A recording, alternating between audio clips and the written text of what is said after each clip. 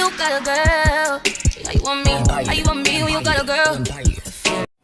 Hey, what's up YouTube? I'm back. I promised to make a video in regards to how my breast reduction pretty much saved my life. So that's what I'm here for right now. I just want to go over some key points as to what I had to do to get the approval for the breast reduction, the process, how it worked, did it hurt, all of that. So stay tuned while we get into it. What I want to say is thank you so much to my coworker, well, my ex-coworker and still very good friend, Lin. You know who you are. If I didn't meet you, boo, I wouldn't know where to be right now as far as my breast reduction is concerned. I would still probably have the same size boobs, because without you, I wouldn't have got the doctor. I wouldn't have got, you know, which insurance to pick, none of that stuff. So thank you. I appreciate you very much. I set my appointment in December of 2016, and they gave me an appointment for January 20-something, 2017 of this year. Once I went to the appointment, they check the size by measuring your boobs. They take pictures and they send them off to the insurance company. The insurance that I had at the time was Aetna Gold. It was referred to me again by my friend, and she was like, try this one and, you know, try out this doctor. And that's exactly what I did. I pretty much followed her instructions to the T to get all of this done. When I went there, I made sure I complained about my neck pain, my back pain, shoulder pain, all of that stuff. And they document all of those things. They take the pictures, they take the measurements, and they ship it off to your insurance, who later decides if you're either deemed necessary to have the surgery or if they think that it's cosmetic procedure. Now, them going over my pictures, there was no way they was going to think that they were cosmetic procedures. It was deemed necessary, as it should have been. Now, I tried to get this done before when I was 21, but I had United Healthcare at the time, and they told me hell no. But Aetna, and I don't know if it had a combination to do with the fact that I was still young, and the fact that it was a completely different type of insurance from Aetna. But Aetna, later on at 27, instead said, you know what, yeah, let her have it. They paid about 80% of my procedure. The total cost that I had to pay out of pocket was less than $2,000.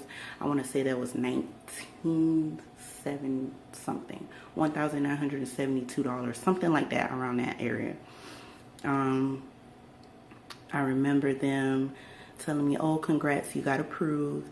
Now what we need you to do is a physical so that we could check your blood work. They did an EKG. They did all these different things just to make sure that when I had to go and actually do the anesthesia, that I don't have any issues. So I had to go on my own and get that done at an urgent care facility, send it off to them. And then when they checked the results and everything is fine, they called me back and was like, okay, we have an available surgery date for March 23rd. Are you going to be free to do that? I was like, hell yeah. Not knowing how I was going to get those days off or anything like that. I didn't give a damn. I'm going to be there. So when they approved it, I was so excited because, again, I've been trying to do this for years. Years. It's 2017. I think I've been trying to do this since about 2010. Yeah, about 2009, 2010, I've been trying to get this done. So I finally was able to get it done. On the actual day of my surgery, I remember them telling me, oh, go and change, put on this gown, and they brought me back into the other room where I had to actually wait for Sasani. Shout out to Dr. Sasani. Hey, boo. Yeah, I had to wait on him. He is the one who comes out, and actually he's a surgeon. So he comes out and he draws everywhere that he's going to cut and shows me everything. As I look in the mirror, he's telling me, okay, I'm going to make an incision here. Like, he tell you everything. Before you get knocked the fuck out, he going to tell you everything that he going to do to you before he knock you the fuck out. So after that was done, he was like, okay, I'll go and get everything prepped and we'll roll you back there. And before I knew it, they was coming to get me. They rolled me back there. And they gave me an IV. And the next thing I know, the lady was like, I want you to try your best to relax and just take a deep breath. So I did that. I promise you, when I went, I was out. That was it. That's all I remember. I just remember taking a deep breath like she told me to. That's it. Out. I was so out. And me, I'm so scary when it comes to anesthesia. I do not like anesthesia because you can't control anesthesia at all whatsoever. So if you're not sleepy, anesthesia don't give a fuck that you're not sleepy. Anesthesia is going to knock you out because that's what anesthesia does. Like, I don't like stuff like that. I like to be in control. I don't want to be knocked out, especially not no 5 to 6 hours. I was knocked out for 5 to 6 hours just to do that procedure. And when I tell you I woke up and felt like, it doesn't feel like you knocked out for that long. For them to tell you that, it's kind of scary. It's like, what the fuck was I doing for 5 to 6 hours and didn't even know that I was out for 5 to 6 hours? When you go to sleep, you kind of know that, oh, I was asleep for a long ass time. Anesthesia? No. That's enough about her. Anyway, so after that, they wrap you with this cloth. You can't wear no bra or nothing until you get that removed. And I had dreams, literally like on the side of me, one here, that I had to carry with me, and I'll insert pictures about that as well. I had one drain on this side and the other one on the other side. And when I first got home, it felt like somebody had got a knife or something and pretty much just cut me open, like center. It hurted so bad the first day. But as day 2 and day 3 came, I was able to pretty much do whatever by myself. I was walking around, I was getting shit out the kitchen, fixing my own shit, whatever. The only thing I really needed help with was emptying my drains. Every day when you empty your drains, you have to actually measure them. And I would call the doctor and tell them, okay, these are my measurements for the day. They're trying to make sure that it doesn't go over a certain amount and that it's not under a certain amount. And if it falls under a certain amount by a certain time, then that's when they decide, okay, make an appointment, come in so that we can remove the drains, which, by the way, hurt it. Because when they take the drains out from under, it's like in the middle of your back, kind of like you got wings or some shit. They literally take it out, but because it was like stuck, he kind of had to snatch it. Bruh. That shit hurted. That shit hurted so fucking bad. But it is what it is. Once they take that out, they give you the okay to go back to work. I literally could have went back to work like soon as they took it out, and I tried to. But the way that my job was set up at the time, it was so many lights there, and I just felt weird, kind of Percocets. And although they are good pain relievers, them shits had me hallucinating. I don't fuck with Percocets.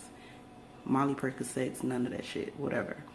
But they really had me tripping as far as Percocets is concerned, because once the pain goes away and you're just taking them, it's like, okay, I don't need this no more. That's how I knew I didn't need them anymore, because it wasn't even working on the pain anymore. It was just making me trip. I don't like tripping, so we got rid of them. Tossed it. But yeah, so that was the first day, first couple of days. I tried to go back to work. That shit didn't work. I tried to go back to work on a Wednesday. I ended up going home early that day, and I just returned back on Monday, which was fine. I believe maybe a Tuesday. Yeah, I came back on a Tuesday. But yep, after that, everything was cool. They didn't look like much when I first got them done. They just looked so tight and pushed back. And I'm trying to enter a picture so that you could see that as well towards the end. But once they fall, meaning they're healing and they're not so tight, so they just start to drop, like they start to relax. Bruh, them shits. Hey, okay. But yeah, I'm very grateful for my procedure. Again, I say that it saved my life because, bro, I know I wasn't going to be able to keep up with the gym the way that I keep up with the gym now. I wasn't going to be running. I wasn't going to be doing no high intensity interval training. I just wasn't going to do it because I know that that was a hindrance to me. That's me personally. Now, there's people out here doing that shit with breasts way bigger than I had it, and I commend you. I fucking commend you if you out there doing that shit, because I know that that shit is hard. Working out with a big ass boob or big ass fucking sandbags on your fucking chest is difficult. So I commend you if you're able to do that shit. Kudos to you. I couldn't do it. So I had to say that it saved my life, because if I didn't do it, I wouldn't be in the gym. I've been in the gym since September and there's no going back. Like I live there. I do. Like they got fucking section and everything for me. They sell smoothies there. bathroom. Like, they got everything that I need there. I could be in the gym like all day, every day. I don't really need to even stay home because, I mean, the gym is where it's at. You see some good stuff at the gym too. I mean, but yeah, I'm rambling. So that's pretty much it. I just wanted to go over that. If you're still here and you're tuning in, for next week, I think that I'm going to go over in depth about intermittent fasting, because I've gotten a few DMs. Hey, y'all be writing me and shit about that video. Okay, I'm inspiring you motherfuckers.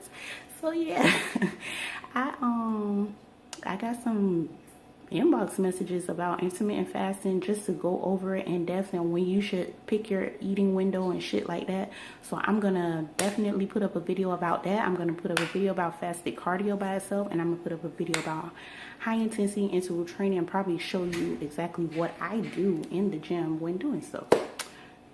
So yeah, that's what's to come.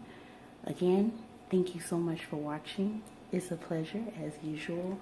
And I'll see you all next week, and I will be uploading on time. Wednesday, no later than Thursday. Say you got a girl.